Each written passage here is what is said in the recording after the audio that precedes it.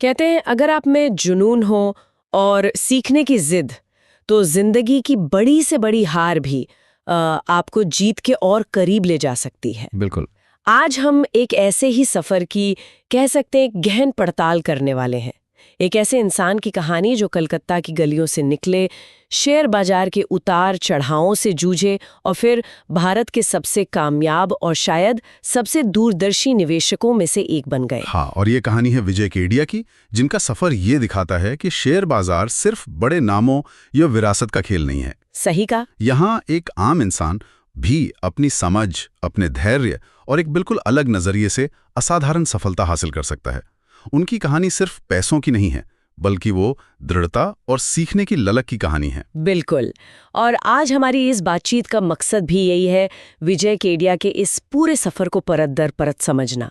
उनके शुरुआती संघर्ष क्या थे, किन मुश्किलों का सामना किया उन्होंने, कैसे वो बड़े नुकसान के बाद फिर से खड़े हुए, और सबसे जरूरी, वो कौन से सिद्धांत हैं जिन्होंने उनके निवेश के फैसलों को दिशा दी है। हमारी कोशिश रहेगी कि उनकी यात्रा और सोच से वो जरूरी बातें निकाल सकें जो शायद हर उस व्यक्ति के लिए काम की हों जो निवेश की दुनिया में अपनी राह बनाना चाहता है या बस प्रेरणा की तलाश में है। हाँ, और देखिए, इस चर्चा का आधार है विजय केडिया के जीवन और उनके निवेश के नजरिए पर जो भी जानकारी उपलब्ध है। उनके अपने कहे हुए शब्द, उनके निवेशों का विश्लेषण, उनके बारे में लिखे गए लेख, हम इन्हीं स्रोतों से मिली जानकारी को एक साथ रखकर उनके सफर के अहम पड़ाव और उनके निवेश दर्शन, उनके फलसफे के मूल तत्वों को समझने की कोशिश करेंगे। तो चलिए शुरुआत करते हैं कहानी के बिल्कुल शुरू से। विजय केडिया का जन्म हुआ 1959 में कोलकाता में। जैसा कि आपने बताया, उनके पिता स्टॉक ब्रोकर थे, लेकिन परिवार की आर्थिक स्थिति कोई बहुत मजबूत नहीं थी। हाँ। तो उन्हें बचपन से बाजार का माहौल तो मिला, लेकिन शायद वो राह नहीं जिसे उन्होंने खुद चुना होता। सही कहा आपने। महज 18 या 19 साल की उम्र में जब उनके पिता गुजर गए, तो उन्हें मजबूरन परिवार का वो ब्रोकिंग का काम संभालना पड़ा। इतनी कम उम्र में? हाँ, ये कोई आसान जिम्मेदारी नहीं थी, खासकर उस उम्र में। और इसी अनुभव के बारे में उनका वो मशहूर कथन है, I entered the market not by choice but by chance. मतलब बाजार में आना उनकी मर्जी नहीं थी, बल्कि हालात ऐसे बन गए थे। और जाहिर है बिना तैयारी और अनुभव के बाजार में उतरने का नतीजा शुरुआती दौर में तो अच्छा नहीं रहा होगा। बिल्कुल नहीं। सुनने में आता है कि उन्हें शुरुआत में काफी नुकसान उठाना पड़ा। ट्रेडिंग में हाथ आजमाया, लेकिन सफलता मिली नहीं। कई बार जमा पूंजी भी गंवा दी। यहीं पर देखिए एक बहुत जरूरी पहलू सामने आता है। बार बार असफल होने के बावजूद, नुकसान उठाने के बावजूद उन्होंने हिम्मत नहीं हारी। जो जानकारी मिलती है उससे यह साफ है कि उनकी सीखने की इच्छा कभी कम नहीं हुई। ये जो मानसिक मजबूती है ना, जिसे हम आजकल रेजिलियंस कहते हैं, ये निवेश की दुनिया में तो अमूल्य है। हाँ, बहुत जरूरी है। बाजार आपको गिराएगा जरूर, ये तय है, लेकिन आप कितनी जल्दी और क्या सीख कर उठते हैं, फर्क इसी से पड़ता है। शायद यही वो नींव थी जिस पर उनकी बात की सफलता टिकी। और इसी सीखने की प्रक्रिया का शायद पहला बड़ा इनाम उन्हें मिला 1989 में। उस समय उन्होंने पंजाब ट्रैक्टर्स नाम की एक कंपनी थी, उसके शेयर खरीदे, करीब 35 रुपए प्रति शेयर के भाव पर। हाँ। ये वो दौर था जब वो अभी भी संघर्ष ही कर रहे थे। हाँ, और ये निवेश उनके लिए एक अहम मोड़ साबित हुआ। कुछ ही सालों में उन्होंने उन्हीं शेयर्स को 450 रुपए प्रति शेयर के भाव पर बेचा। अरे वाह, काफी बड़ा मुनाफा। हाँ, ये सिर्फ एक मुनाफे वाला सौदा नहीं था, ये इस बात का भी संकेत था कि उनमें वो एक छिपी हुई प्रतिभा थी, बाजार की नब्ज को पहचानने की, उन मौकों को देखने की जिन्हें शायद ज्यादातर लोग नजरअंदाज कर रहे थे। सही। ये दिखाता है कि वो सिर्फ कीमतों के पीछे नहीं भाग रहे थे, बल्कि कंपनी की जो अंदरूनी क्षमता है उसको आंकने की कोशिश कर रहे थे, भले ही वो शुरुआती दौर था। लेकिन जैसा अक्सर होता है, सफलता की राह सीधी तो होती नहीं। बिल्कुल नहीं। 1990 के दशक में जब भारतीय शेयर बाजार में वो हर्षद मेहता कांड के बाद बड़ी गिरावट आई, तो विजय केडिया को एक बार फिर भारी झटका लगा। सुनने में आता है कि इस बार नुकसान इतना बड़ा था कि उन्होंने लगभग अपना सब कुछ गंवा दिया था। हाँ, ये बहुत मुश्किल दौर था। ये वो दौर था जब कई निवेशक बाजार से हमेशा के लिए बाहर हो गए थे। निश्चित रूप से। जरा सोचिए उस मानसिक स्थिति के बारे में जब आपकी सालों की मेहनत, आपकी पूंजी एक झटके में खत्म हो जाए। या हार मान लेना सबसे आसान रास्ता होता है, लेकिन विजय केडिया ने वो रास्ता नहीं चुना।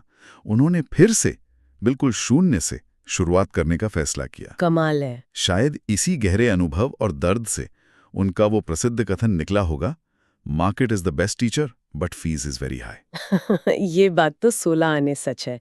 बाजार की फीस वाकई बहुत ज्यादा है। हाँ पर कमाल की बात यह है कि इस भारी फीस को चुकाने के बाद उन्होंने जो सीखा उसे अपनी ताकत बना लिया। बिल्कुल। इस बड़ी गिरावट के बाद उनकी जो वापसी हुई वो ज्यादा सोची समझी और कह सकते हैं ज्यादा टिकाऊ थी। उन्होंने ट्रेडिंग के बजाय लंबी अवधि के निवेश पर ध्यान देना शुरू किया। बिल्कुल। और इसी नए नजरिए के साथ उन्होंने कुछ ऐसी कंपनियों में निवेश किया जिन्होंने आगे चलकर इतिहास रच दिया। खासतौर पर 3 नामों का जिक्र आता है, एजिस लॉजिस्टिक्स, अतुल ऑटो और सेरा सैनिटरी वेयर। अच्छा। उन्होंने इन कंपनियों में तब निवेश किया जब ये बहुत छोटी थीं और ज्यादातर निवेशकों की नजर में भी नहीं थीं। और यही कंपनियां आगे चलकर मल्टीबैगर्स साबित हुईं। ये शब्द हम अक्सर सुनते हैं, जरा इसे स्पष्ट करेंगे? हाँ, मल्टीबैगर का सीधा सा मतलब है ऐसा निवेश जिसने अपने शुरुआती मूल्य से कई गुना रिटर्न दिया हो, मतलब 2 गुना, 10 गुना, 100 गुना या उससे भी ज्यादा। समझ गए। विजय केडिया के ये निवेश इसी श्रेणी में आते हैं। एजिस लॉजिस्टिक्स, अतुल ऑटो, सेरा, इन सब ने शुरुआती निवेशकों को असाधारण मुनाफा दिया। ये वो निवेश थे जिन्होंने न सिर्फ उनके पिछले नुकसान की भरपाई की, बल्कि उन्हें सही मायनों में वित्तीय स्वतंत्रता, जिसे हम फाइनेंशियल फ्रीडम कहते हैं, वो दिलाई। तो ये महज किस्मत तो नहीं थी? नहीं, बिल्कुल नहीं। ये एक बदली हुई सोच और रणनीति का नतीजा था। यकीनन। और यहीं पर उनका एक और अहम सिद्धांत काम आता है, if you have patience and conviction, market will reward you. धैर्य और विश्वास। हाँ, यानी अगर आप में धैर्य है और अपने विश्लेषण पर अटूट विश्वास है, मतलब कन्विक्शन, तो बाजार देर सवेर आपको उसका इनाम जरूर देगा। ये मल्टीबैगर स्टॉक्स रातों रात नहीं बने। इनमें सालों का धैर्य लगा। उन्हें बाजार के उतार चढ़ाव के बीच भी इन कंपनियों पर अपना विश्वास बनाए रखना पड़ा। ये आसान नहीं होता, सच मानिए, खासकर जब आसपास सब लोग बेच रहे हों। धैर्य और विश्वास, हाँ, ये 2 शब्द तो बार बार उनकी कहानी में उभर कर आ रहे हैं। लगता है ये उनके निवेश दर्शन की कुंजी हैं। बिल्कुल। चलिए उनके इस निवेश फलसफे को थोड़ा और गहराई से समझते हैं। सुनने में आया है कि उन्होंने अपने निवेश के तरीके को एक सरल फॉर्मूले में ढाला है, जिसे वो SMILE कहते हैं। ये क्या है? हाँ, SMILE एक दिलचस्प एक्रोनिम है। मतलब हर अक्षर का एक मतलब है जो उनके पसंदीदा निवेश के मानदंडों को दिखाता है। आइए इसे खोलते हैं। हाँ, बताइए। ठीक है। स्मॉल इन साइज, मतलब कंपनी का मौजूदा आकार, मार्केट कैपिटलाइजेशन छोटा होना चाहिए। छोटी कंपनियों में ही तो बड़ी बनने की संभावना ज्यादा होती है। ठीक है। M medium in experience, company बिल्कुल नई या अनुभवी नहीं होनी चाहिए। थोड़ा ट्रैक रिकॉर्ड हो, प्रबंधन को कुछ अनुभव हो, इससे थोड़ा रिस्क कम हो जाता है। L large in aspirations, company और उसके मैनेजमेंट की महत्वाकांक्षाएं बड़ी होनी चाहिए। उनमें अपने उद्योग में एक बड़ा खिलाड़ी बनने की ललक और योजना दिखनी चाहिए। अच्छा। और E extra large in market potential, ये सबसे जरूरी है। उस कंपनी के उत्पाद या सेवा के लिए बाजार में विकास की बहुत ज्यादा, मतलब एक्स्ट्रा लार्ज संभावनाएं होनी चाहिए। यानी उसका उद्योग तेजी से बढ़ रहा हो या उसमें कोई बड़ा बदलाव आने वाला हो। ये सुनने में तो काफी सीधा लगता है, पर इसे व्यवहारिक रूप से कैसे देखा जाए? मेरा मतलब है, लार्ज इन एस्पिरेशन या एक्स्ट्रा लार्ज मार्केट पोटेंशियल का अंदाजा कोई निवेशक कैसे लगाएगा? ये तो सिर्फ नंबरों का खेल नहीं लगता मुझे। बिल्कुल सही सवाल है आपका। ये सिर्फ बैलेंस शीट या प्रॉफिट लॉस स्टेटमेंट देखने से पता नहीं चलता। यहीं पर गहरी रिसर्च और समझ काम आती है। हाँ। लार्ज इन एस्पिरेशन को समझने के लिए शायद मैनेजमेंट से मिलना, उनकी सोच को समझना, उनकी पिछली बातों और कामों में तालमेल देखना जरूरी होता है। क्या वो सिर्फ बड़ी बातें करते हैं या उनके पास ठोस योजनाएं भी हैं? सही। और एक्स्ट्रा लार्ज मार्केट पोटेंशियल का आकलन करने के लिए आपको इंडस्ट्री के ट्रेंड्स, टेक्नोलॉजी में हो रहे बदलाव, सरकारी नीतियां, उपभोक्ताओं का बदलता व्यवहार, इन सबको समझना होता है। ये एक तरह से भविष्य को पढ़ने की कोशिश है, जो सिर्फ आंकड़ों पर आधारित नहीं हो सकती। इसमें गुणात्मक विश्लेषण यानी क्वालिटेटिव एनालिसिस का बड़ा हाथ होता है। तो SMILE फॉर्मूला असल में छोटी पर संभावनामय, मतलब पोटेंशियल वाली कंपनियों को जल्दी पहचानने का एक ढांचा है, जिसमें मैनेजमेंट की क्वालिटी और भविष्य की संभावनाओं पर ज्यादा जोर है। हाँ, आप इसे ऐसे कह सकते हैं, ये उन छिपे हुए हीरों को खोजने की रणनीति है जिनमें भविष्य का मल्टीबैगर बनने की क्षमता हो। लेकिन ये सिर्फ शुरुआत है। सिर्फ SMILE वाली कंपनी ढूंढ लेना काफी नहीं है। हाँ बिल्कुल, क्योंकि उनके और भी सिद्धांत हैं जो इस फॉर्मूले के साथ चलते हैं, जैसे दीर्घकालिक मानसिकता। उन्हें तो साफ मानना है you can't create wealth by jumping in and out of the market. यानी बाजार में लगातार खरीद बिक्री करने से आप दौलत नहीं बना सकते। ये बात वैल्यू इन्वेस्टिंग के मूल सिद्धांतों से जुड़ी है। वैल्यू इन्वेस्टिंग क्या है? उन कंपनियों को ढूंढना जो अपनी असली कीमत से कम पर मिल रही हों और फिर उनमें लंबे समय तक निवेशित रहना। हाँ, विजय केरिया का नजरिया भी यही है। असली धन तब बनता है जब आप अच्छी कंपनियों को समय देते हैं ताकि वो अपनी पूरी क्षमता तक पहुंच सकें। कंपाउंडिंग का जादू तभी काम करता है जब आप लंबे समय तक टिके रहते हैं। रोज के उतार चढ़ाव से घबराकर फैसले लेना अक्सर लंबी अवधि में नुकसान ही पहुंचाता है। ये है कंपनी और उसके मैनेजमेंट पर भरोसा। उनका एक और अहम कथन है, a company is as good as the people running it. हाँ, ये बहुत जरूरी बात है। यानी कंपनी की किस्मत उसके चलाने वालों पर निर्भर करती है। ये बात छोटी और मझोली कंपनियों मतलब स्मॉल और मिड कैप के लिए तो और भी ज्यादा सच है।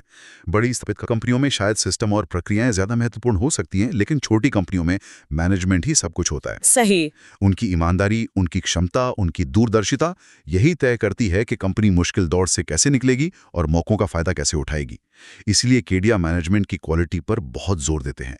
ये सिर्फ फाइनेंशियल एनालिसिस से आगे जाकर लोगों को परखने की कला है। इसीलिए शायद वो निवेशकों को सलाह देते हैं कि उन्हें कंपनी के साथ जीना और सोचना चाहिए। इसका क्या मतलब हुआ? क्या हमें रोज कंपनी के दफ्तर जाना चाहिए? कमाती है, उसके ग्राहक कौन है, उसके कॉम्पिटिटर्स कौन हैं, उसे किन चुनौतियों का सामना करना पड़ रहा है और भविष्य में उसके लिए क्या अवसर है। जब आप इस तरह से कंपनी से जुड़ते हैं तो आपका निवेश सिर्फ एक वित्तीय सौदा नहीं रह जाता, बल्कि उस कंपनी के विकास यात्रा में एक भागीदारी बन जाता है। इससे शायद वो विश्वास भी गहरा होता है ना, बिल्कुल। और बाजार के शोर शराबे के बीच टिके रहना आसान हो जाता है। बिल्कुल। जब आप कंपनी को गहराई से समझते हैं तो आपका जो कन्विक्शन है वो सिर्फ दूसरों की राय या बाजार के सेंटिमेंट पर आधारित नहीं होता, बल्कि आपकी अपनी रिसर्च और समझ पर टिका होता है। यही मजबूत विश्वास आपको बुरे वक्त में थामे रखता है और अच्छे वक्त में मुनाफा कमाने का अवसर देता है। जैसा हमने पहले कहा, धैर्य और विश्वास ये दोनों एक दूसरे से जुड़े हैं और लंबी अवधि में धन बनाने के लिए बहुत जरूरी हैं। आज विजय केडिया का नाम भारत के सफलतम निवेशकों में गिना जाता है। वो एक अरबपति हैं, उनके निवेशों पर सबकी नजर रहती है।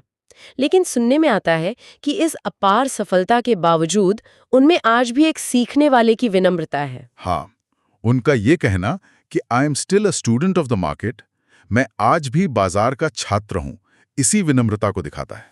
सही बात है। इतनी सफलता के बाद भी वो ये मानते हैं कि बाजार में सीखने के लिए हमेशा कुछ नया होता है। ये रवैया उन्हें जमीन से जोड़े रखता है और शायद यही उन्हें लगातार प्रासंगिक बनाए रखता है। ये दिखाता है कि अहंकार सफलता का दुश्मन हो सकता है। उनकी पूरी कहानी से जो एक बड़ी सीख उभरती है वो ये है कि शेयर बाजार में सफल होने के लिए आपको कोई जन्मजात जीनियस या गणित का विजार्ड होने की जरूरत नहीं है। सही कहा आपने। जो स्रोत हैं वो भी इसी बात पर जोर देते हैं। केडिया की सफलता प्रतिभा से ज्यादा अनुशासन यानी डिसिप्लिन और धैर्य यानी पेशेंस का नतीजा है। सही सिद्धांतों को चुनना, उन पर टिके रहने का अनुशासन और बाजार को अपना काम करने देने का धैर्य, ये गुण ज्यादा महत्वपूर्ण हैं। ये बात कई लोगों के लिए उम्मीद जगाती है कि अगर वो सही मानसिकता और प्रक्रिया अपनाएं तो वो भी निवेश में सफल हो सकते हैं। स्रोत में मोतीलाल ओसवाल और रामदेव अग्रवाल जैसे अन्य दिग्गज भारतीय निवेशकों का भी जिक्र है। ऐसा लगता है कि इन सभी सफल लोगों की कहानियों में कुछ समान धागे हैं। निश्चित रूप से ज्ञान अर्जित करने पर जोर देना, अपनी रिसर्च और विश्लेषण पर भरोसा करना, भावनाओं में बहकर फैसले ना लेना और सबसे बढ़कर लंबी अवधि का नजरिया रखना। हाँ, ये वो सुनहरे नियम हैं जो पीढ़ी दर पीढ़ी सफल निवेशकों ने अपनाए हैं। विजय केडिया की कहानी भी इसी परंपरा की एक महत्वपूर्ण कड़ी है। ये दिखाता है कि पैसा या संसाधन शुरुआती बिंदु नहीं है, असली पूंजी तो ज्ञान, विश्वास और धैर्य ही है। तो अगर हम आज की इस पूरी चर्चा को समेटें, विजय केडिया के सफर और उनके फलसफे से सबसे अहम सबक क्या निकलते हैं? मेरे लिए तो सबसे बड़ा सबक है दृढ़ता, नेवर गिव अप, चाहे कितनी भी बड़ी हार क्यों ना हो जाए। मैं सहमत हूं, दृढ़ता सबसे ऊपर है और उसके साथ ही नुकसान को देखने का नजरिया बदलना। हर नुकसान एक सबक है। वो जो बात अंत में कही गई है बहुत सटीक है। हर लॉस एक लेसन है और हर लेसन एक फ्यूचर प्रॉफिट की नींव। क्या बात है। अपनी गलतियों से सीखना और उन्हें भविष्य की सफलता की सीढ़ी बनाना, यही शायद सबसे बड़ी कला है। बिल्कुल सही। और उनकी यात्रा का सार शायद इन 3 शब्दों में छिपा है: learn, invest and stay invested, यानी सीखते रहें, निवेश करें और निवेशित रहें। करना चाहें। जरूर। हमने SMIL फॉर्मूला और उसमें एक्स्ट्रा लार्ज मार्केट पोटेंशियल के महत्व की बात की। सवाल ये है, विजय केडिया जैसे अनुभवी निवेशक छोटी कंपनियों में इस अतिरिक्त बड़ी बाजार क्षमता को वास्तव में पहचानते कैसे हैं? क्या ये सिर्फ इंडस्ट्री की रिपोर्ट और वित्तीय अनुमानों का विश्लेषण है, या इसमें मैनेजमेंट की बॉडी लैंग्वेज पढ़ना, जमीनी हकीकत को भापना, अपने अनुभव और शायद थोड़ी अंतर्दृष्टि मतलब इंट्यूशन का भी योगदान होता है? वो कौन से सूक्ष्म संकेत होते होंगे जो उन्हें भविष्य की एक धुंधली तस्वीर दूसरों से ज्यादा साफ दिखा देते हैं? इस पर सोचना दिलचस्प हो सकता है।